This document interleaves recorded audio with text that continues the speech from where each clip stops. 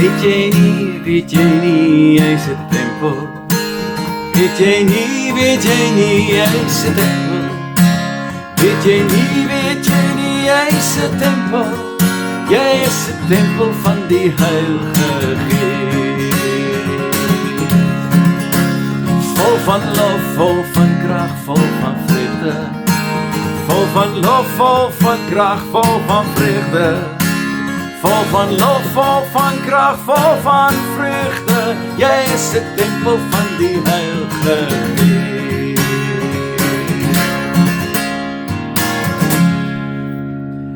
Goeiemôre en hartlik welkom by ons reis deur die boek van Matteus.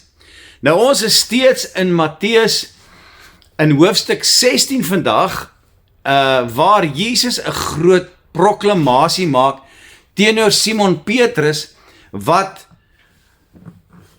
vir ons en vir sy volgelinge, die kerk, integraal belangrik is.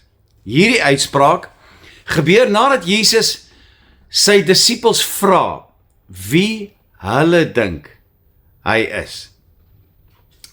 Nou na Petrus se antwoord dat hy die Christus is, die Messias, die Seun van die Allerhoogste God, het Jesus hom verseker dat net God hierdie geweldige groot openbaring aan hom kon maak. En dat hierdie openbaring nie deur die vlees of uit die vlees bedink kon word nie. Nou, dis teen hierdie agtergrond wat Jesus vandag met sy disippels praat, maar hy praat nie net met sy disippels nie, hy praat met jou en my, en hy praat natuurlik ook met sy kerk. En hierdie uitspraak maak hy teenoor Petrus, maar hy sê 'n baie belangrike ding waarvan ek en jy vandag moet kennis neem. Jesus sê vir Petrus, jy, Petrus, is die rots, en op hierdie rots sal ek my kerk bou. Nou, hierdie woorde is nie net 'n kompliment wat Jesus nou vir Petrus wil gee, omdat hy nou hierdie openbaring gehad het, of hierdie verklaring gemaak het oor wie Jesus is nie. Jesus is nie besig om vir hom 'n kompliment te gee nie. Dis meer as dit, dit is 'n verklaring en 'n uitspraak van identiteit en ook van bestemming. Petrus se naam beteken klip. Iets klein wat beweegbaar is, iets wat 'n mens kan rondskuif. Maar Jesus praat in ons teks van 'n rots, iets groot, iets vas en iets wat onveranderlik is. Met ander woorde, Jesus sê nie hy bou sy kerk op Simon Petrus of op die feit dat Simon Petrus die openbaring gehad het nie. Nee, hy bou nie sy kerk op 'n mens nie, maar op die openbaring van wie hy, Jesus, werklik is. Die Christus, die Seun van die lewende God. Wat Jesus dus sê vir jou en vir my en ook vir sy disippels en vir ons as sy volgelinge is baie eenvoudig vandag in hierdie teks. Die fundament van jou lewe kan nooit mense wees nie. Nie die kerk nie, nie die pastoor nie. Dit kan ook nie geld wees of standvastigheid van besittings of materiële items nie. Nee, dit kan nooit op daardie onvaste goed wees nie. Dit kan ook nie op emosionele belewennisse wees nie. Dit kan nie jou omstandighede ooit wees nie. Jou vastigheid moet altyd Jesus wees. Want alles anders in jou lewe skuif rond en beweeg wankelrig rond. Maar die rots bly staan. Die rots wat Jesus vir jou en vir my in ons lewe is. Ek sal my kerk bou, sê Jesus, op hierdie rots. Let op, Jesus sê, ek sal bou, nie jy nie, nie die kerk nie, nie die pastoor nie. Hy is die een wat sal bou, sê Jesus.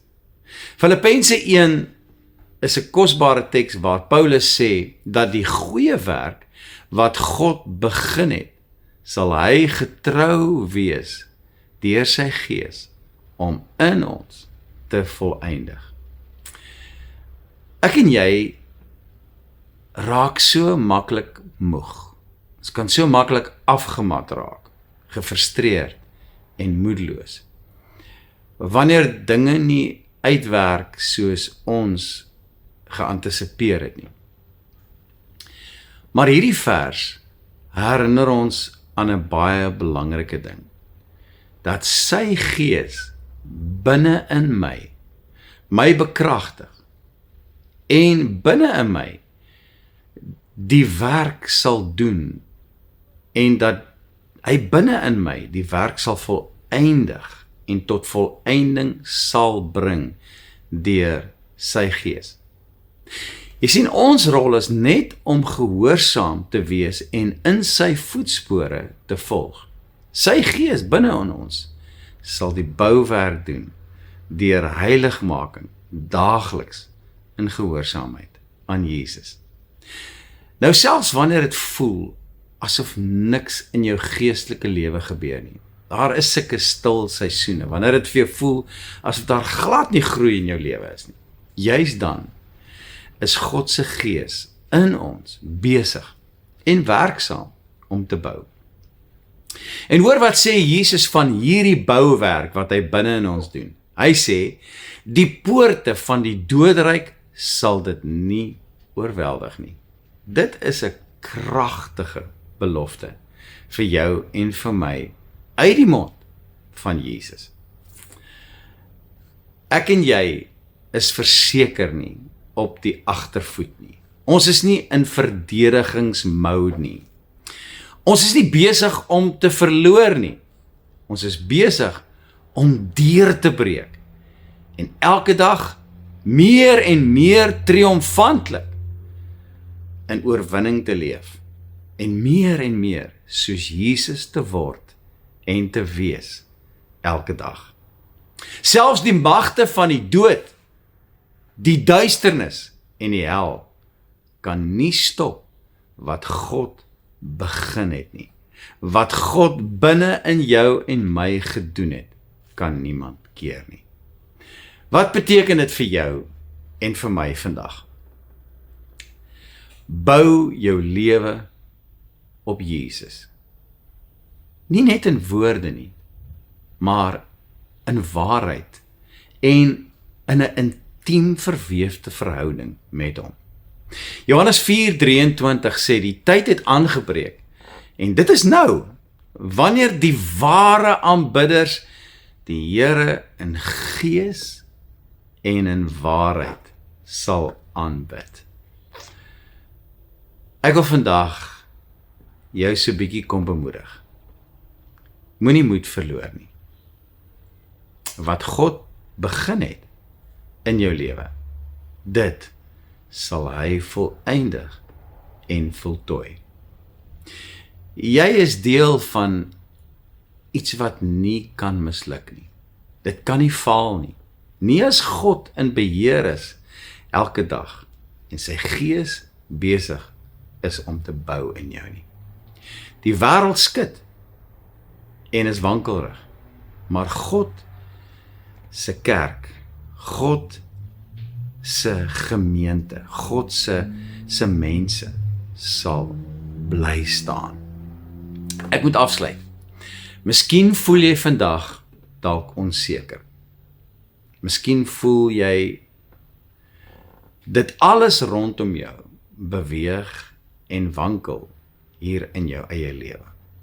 Maar hoor die woord van die Here vandag vir jou persoonlik. Daar is 'n rots onder jou voete. Daar is 'n bouer binne in jou deur sy gees wat nie misluk nie. Daar is 'n belofte wat nie gebreek kan word nie. Staan vas, vertrou op die rots. Vertrou die Heilige Gees vandag in jou lewe, kinderlik en opreg. En onthou, niks kan jou oorweldig as jy in hom is en bly nie. Weet jy vandag dat jy die tempel is waarin God se Gees lewend woon en elke dag nie net jou lewe nie, maar ook die wêreld verander. Weet jy nie, jy's 'n tempel. Weet jy nie, jy's 'n tempel. Weet jy nie, jy's 'n tempel. Jy is 'n tempel van die Heilige Gees. Vol van lof, vol van krag, vol van vreugde. Vol van lof, vol van krag, vol van vreugde. Vol van lof, vol van krag, vol van vreugde. Jy is 'n tempel van die Heilige Gees. Jy is 'n tempel van die Heilige Gees.